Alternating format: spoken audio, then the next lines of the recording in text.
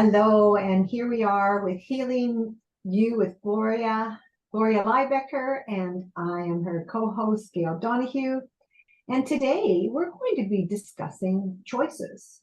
And from what we've shared together, Gloria, I've come to understand that there's a little bit more to choices than what we would normally think about or what we've been exposed to.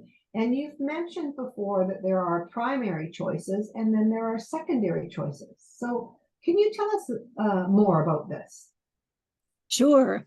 Well, there's definitely a relationship between them, like between primary choice and secondary choice. But what does a choice actually mean? It actually means that you can do it or not do it. It's really simple. And that's why the choice is a word that's used when they actually mean obligation.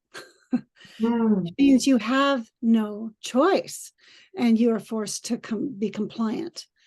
And that's really pretty common in our world, in our cultures. And sometimes people think they really need to commit themselves to something. And once they are committed to an action or an idea or supporting some kind of a cause, they no longer have a choice because they have that commitment. They must act in accordance with the commitment.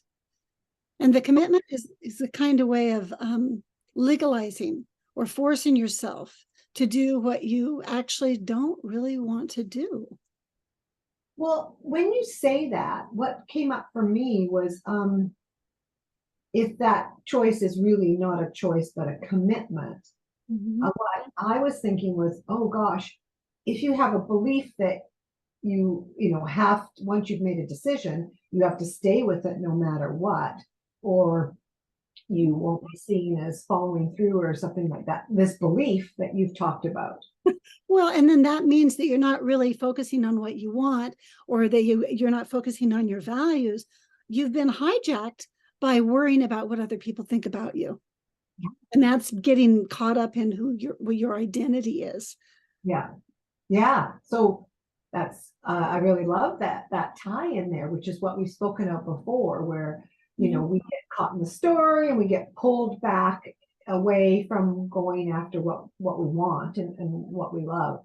So okay, that's very interesting to see that. Oh, is this choice really a choice connected to my values, or is it connected to a commitment and an underlying driving belief that I have?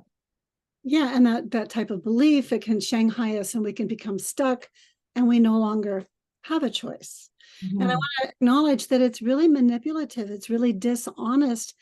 And it's first and foremost, when I do that, I'm being dishonest with myself because I'm not living from my own truth, from the ground of my own values. And it's really a bad way of creating what you want. There is a discipline that is required in the creative process. And I want to acknowledge that in the arts and in the sports world, especially, this type of discipline is just part of the trade. They practice and they learn to overcome areas where they're not proficient in order to establish their focus on the critical elements that really need to work because they have a clear goal. I'm wondering if you could reflect what you're hearing me say there, because I know you come from that sports background.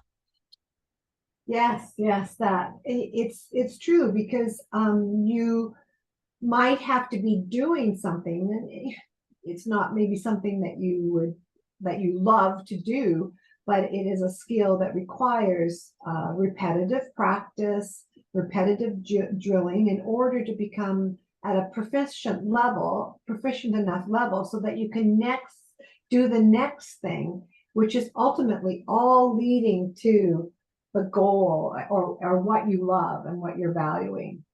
Yeah. Yeah.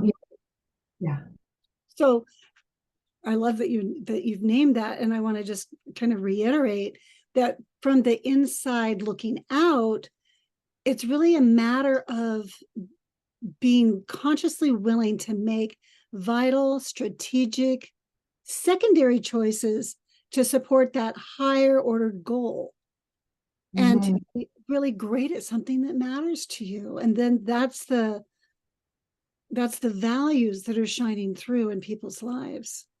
Yeah. And I think that, that's what is really, it seems to me quite tricky and well hidden in our society. Like, where do you, how do you evaluate, okay, I need to do this activity, or I need to practice this skill, or I need to take this action. It's not the favorite thing I want to do, or, it feels repetitive.